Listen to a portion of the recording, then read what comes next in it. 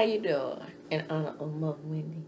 Welcome back to my channel, Country Conversations with DVD.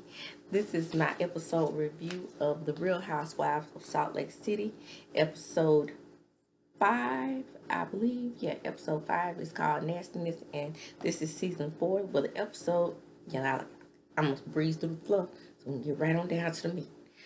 That's why I said the episode opens up, because I'm ready. Y'all ready? Okay, I'm going to give it to you real and raw like I do. Let's go. So the episode opens up with Seth and Meredith, and he's asking her about, how was the trip? And she's like, well, it wasn't that good because, Lisa lost her ring.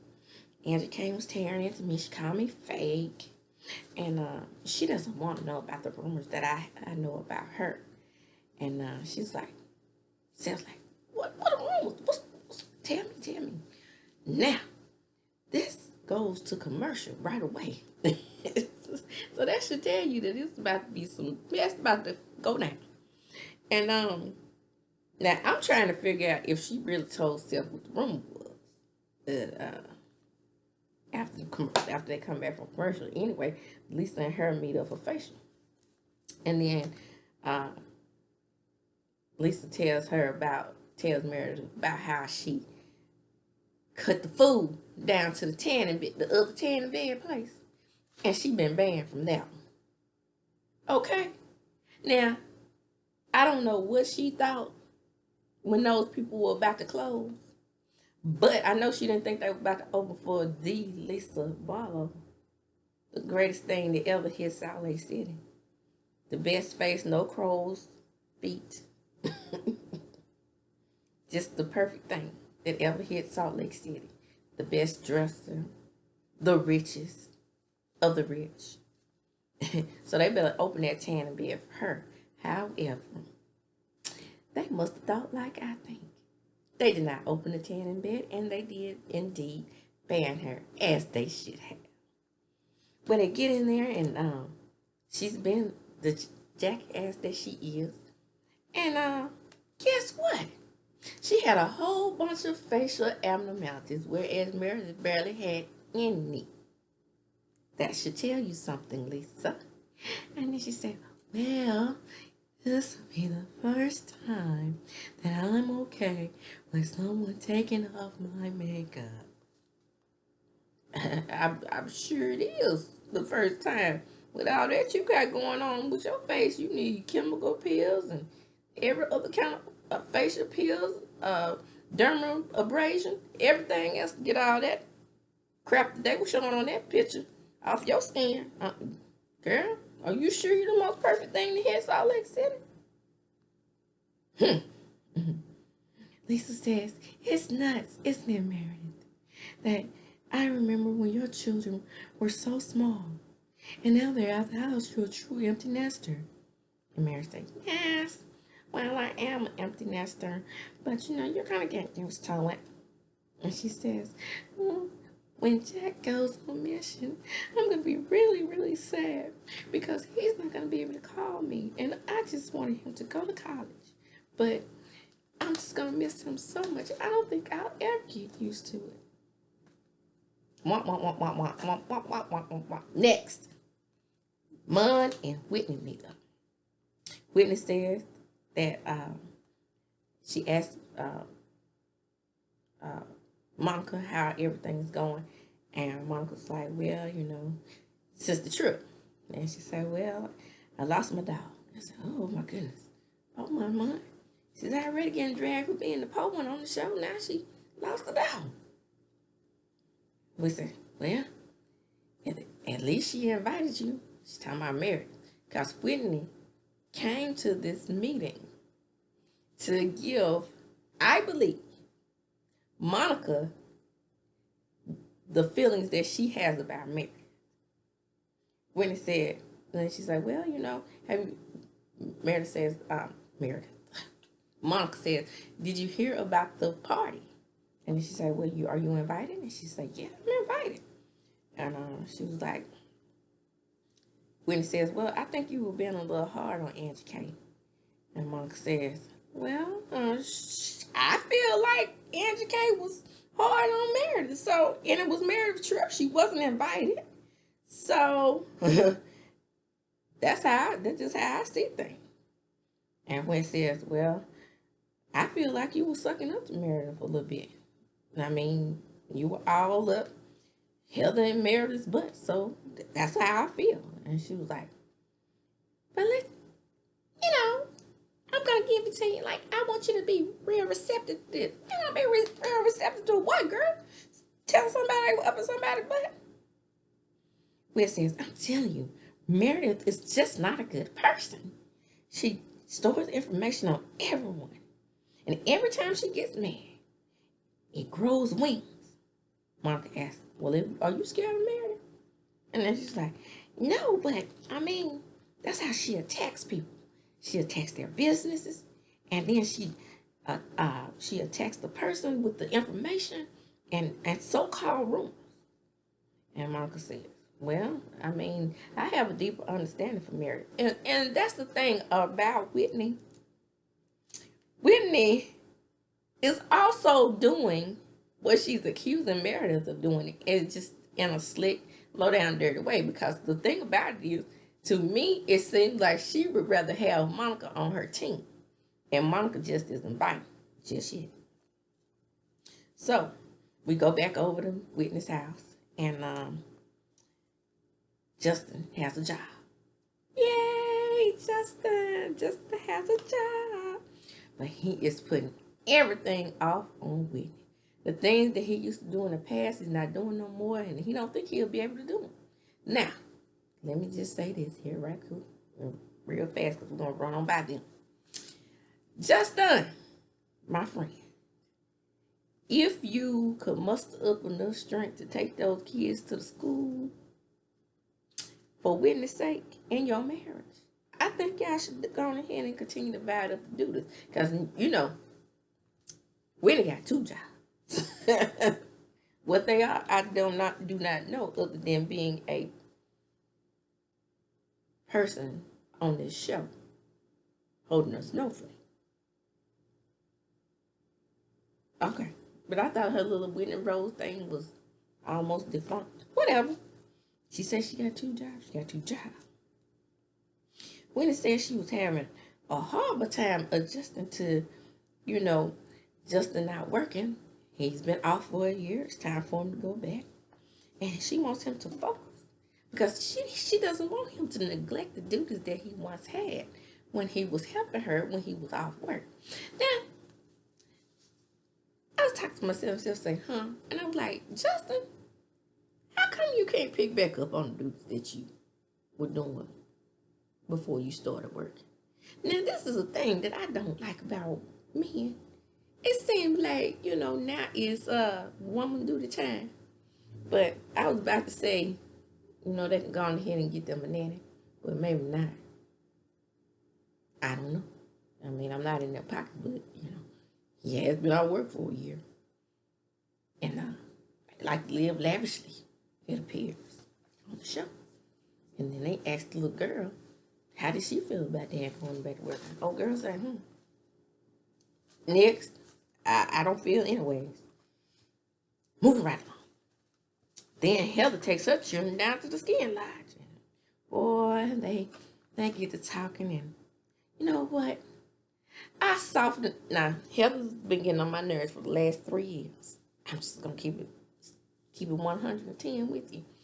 But I softened up to her talking to her children.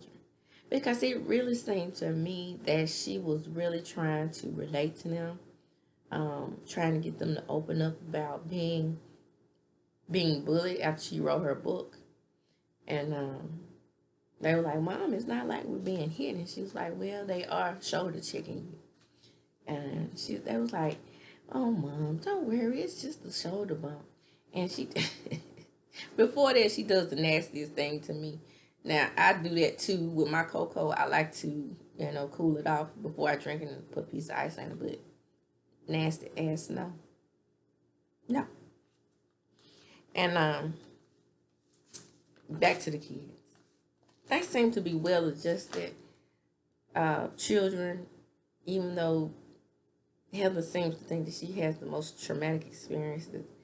And I was like, well, you know, I understand that you want us to come to you if something happens, because when I wrote that email, Heather says when she wrote the email to the school that things started to get worse, and she just wanted them to come to her, and they're like, well, it's some things just let us handle. And you as a parent, you probably are on the fence with this because so many children are committing aside, dealing with bullying, and she's probably trying to get ahead of that. But just by listening to her kids, I don't think they are experiencing any type of emotional distress. I mean, like I said, it appears that they are well adjusted. I do have a psychology degree, so I kind of can read up on that. Okay, next. Lisa's in confessional, and she says she works hard, and she's a smart, she's a beautiful, and she's a successful businesswoman. So with success comes money. And she likes to spend her money on nice things. She can't help if she like nice things. I'm not mad at her about liking nice things, but okay. Meredith says she is not speaking to Angie K, but as far as having a conversation with her. But, that little low life over there, Angie K, there's nothing wrong with, just saying hi and bye. I mean, I can be cordial as long as she kept on a leash. Uh-oh.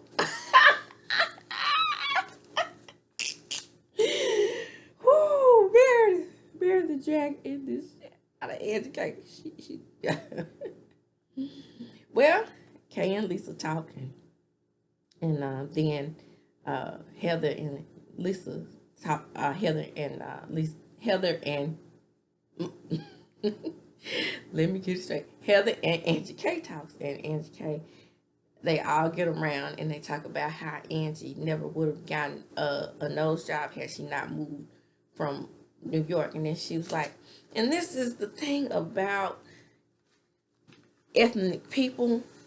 She's Greek, so like I said, you have features that come with that come naturally. And she was like, well, everybody looked like Lisa, so I went on ahead and had the nose job. And I'm like, she said everybody looked like Whitney. If I said Lisa, I meant to say Whitney. And then she was like, well, you just remind me of New York. That's what Lisa said to comfort her. And she was like, yeah, I know, but, insecurities. Bing! Came up. But, yeah. They all do a toast, and Lisa's speech was throwing sort of shade at Monica. Then Lisa goes to confront Monica. And she told Monica, I just really didn't like how you came at me at the, in Palm Springs. And she says, and Monica says, well, what do you expect? I had to do it prickly. And she said, well, you didn't have to call me a piece of shit. Nah, not Monica. Not Monica. You didn't have to call a piece of shit, but I didn't mind it. Lisa told her, well, read the room.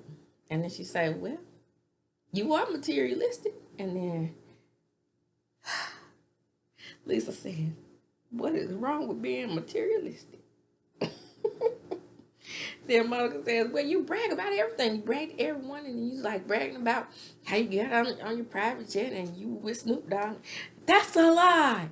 I never said I was with Snoop Dogg. However, I do ride private jets. Then Meredith comes in. Before Meredith comes in, that Heather sneaks her little dig in and says, well, I hang out with Snoop Dogg. Meredith ride. Mary ride. Yay! Mary is there. Mary's back. Okay. Now, I somehow skipped over the scene at the beginning. Before we get back into the part, I got to tell you about what I said about Angie K. Angie K is at home with her husband, and her husband is playing, and this is integral. How did I miss this? This is integral to what's about to happen. So, Angie K is at the house playing cards with her daughter. And so it's her husband, Sean, okay? This is the setup. And she goes into confessional and talk about, well, I'm so used to being a wife and a mother that she said, I'm so used to being a mother once my baby came. I was, immersed into being a mother. And I was like, why is she putting so much into this little girl? I said that. Bing. And I was like, he got a chick on the side. Foreshadow. But she was like, they're not doing the do. Intimacy. Back to mirror. She arrived and she's like, here they are, arguing again. Yeah, back and forth. And she was like, ugh, I am so not into this argument. Monica's over there pointing her finger and Lisa's face, and Lisa, get your fingers out of my face. She go, I put my fingers wherever I want to put them. In your face, in your face, in your face. Lisa tells Mom that she knows that in her confessional, she's like, I know that she's really, jealous of me because, don't be mad because my interests are more expensive than yours. And then they come to some type of resolution, and then she says, well, you're still materialistic. And then she says, well, I'm deeper than you think I am. Are you? Are you though? Mary says, well, I just want to sit down. I don't want to be bothered with these batches. And then she get a coat and the food. Lisa hits the DJ. Oh, they start dancing. They pop in, they lock in, and Mary looks just completely disgusted. She looks over at Whitney. She looks to the side, and she makes sure nobody's there. And she says, she looks cheap. Then Mama comes sit down by Mary, and Mary tells her, why do you eat so much? Just eat all the time. Every time I see you eating, do you ever eat any veggies? Mama says, well, this grape's so good to me, that's so good. It's just a grape. And she said, besides, it has raspberry in it. And she said, maybe you should stop eating so much. Hey, Red, let that girl eat, they at a party. And she say, Mary say, well, I did get my nails done. And she says, better to pick boogers with. Mary! Girl, and you wonder why these people dragging you, said you should be on the show. And then they start, going over the sculpture. We look at the sculpture and they ask him what's in the sculpture, and he tells them, hibiscus. And then she said, oh my God, that's where the hibiscus margarita comes from. And Kay and Heather are over there talking, and they talking about high school. And then Kay says, well, you were smarter than me. And then she said, well, they did used to call me lefty. And she says, well, because my left boob was smaller than my right. Or bigger than my right. I can't remember which one it was, but that happens to women all the time, and it's really embarrassing. Embarrassing. Mama encourages them to talk. She's like, yeah, I think that Meredith and Lisa should have a talk. Meredith and Kate, Auntie Kate, we get some confessions, and Meredith, she relentlessly is coming for Auntie Kate, and she's throwing shots at her, and Meredith is trying to involve Mary into the party, and she's like, offers her a drink. She's like, maybe if you drink something other than coffee, you'll be having fun. She's like, I'm not. So back to Mary's like, whew, I'm just tired. I just don't want to deal with this. And she tells Angie K, well, I think we should, tell Whitney. Whitney's telling Angie K, I think we should tell Meredith. Tell Angie K that Meredith is talking about spreading rumors on her. And then she's like, well, what's the rumor? This is Whitney and Monica talking. And she said, well, have you heard what the rumor is? And then Whitney says, no, I just know that she's saying a lot of things and saying that that she knows something on her husband. And then they go back to Mary. And Mary looks over there at Whitney. Looks over there at Heather and tells Heather, why did you shoot that necklace? And then she said, well, I thought it went with my champagne coating, and I thought it was blended before she got finished. Cut off. What? You missed the mark on that. You really missed the mark. Back to the room. So Whitney says, I just know she's threatening her with this room. And then Monica drops the and she says, child, I know what the rumor is. And she said, well, tell me what it is. And she said, girl, the word on the street is, and you ain't heard this from me because I ain't want to gossip, but they say, and he like to give him a little badussy. And then she said, and that Angie K is a beard, and she knows about the badussy. And Mary said, ooh, Mary is so irritated by this party. Again, looking like she don't want to be there. They are doing shots. And they are really enjoying themselves. And then, Whitney does what Whitney does. Right after they tell her to get her a drink, they take her over there to the sculpture, honey. And she's squeezing all she can out that drink. But Whitney is ready to drop that bomb. And Whitney tells her what the rumor is.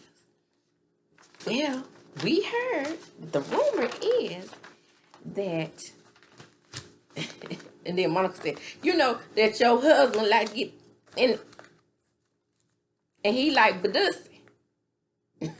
And it goes to black. And it's a too big a chance. All right. Now, I'm going to close with that. But they, on my Peacock, okay, on Peacock. Now, let me know if y'all saw the preview. But on my Peacock, they didn't even show a review. I'm trying to tell you, this is about to be good. And when I tell you that Salt Lake City is bringing it, at first I was like, when I first started watching, I said, finally a filler episode. They just not doing what they do. The first 3 episodes, it's time for the filler. What? No, ma'am. No, ma'am, Pam. No more filler. They did that. And Angie K. Just let me tell you what DVD thinks. DVD thinks you really are a beard. Now, at the beginning of this show, like I said, I had to break down in the middle and tell what I had missed about Angie K. Now, immediately, when she said there's no intimacy, and that I could tell by the way Sean looked at her, that they have 0 chemistry. But they live in a home together, and she sleeps with the daughter. Or she lets the daughter sleep with them. No man that ain't getting him a little dusty on the side is not trying to sleep with his wife and get the kid out the bed.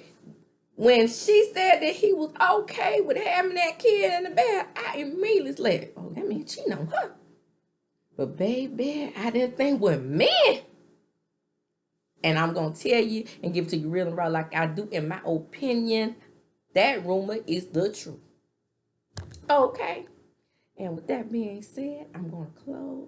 These are country conversations with DVD. Come on in, come on in, come on in. I need you and I want you. Get the likes up, and subscribe. I am out.